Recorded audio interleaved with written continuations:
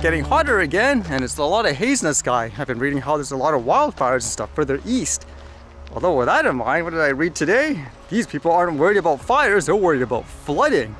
Apparently people are using, I guess, drones to monitor people who are stuck in houses and as well delivering stuff to them.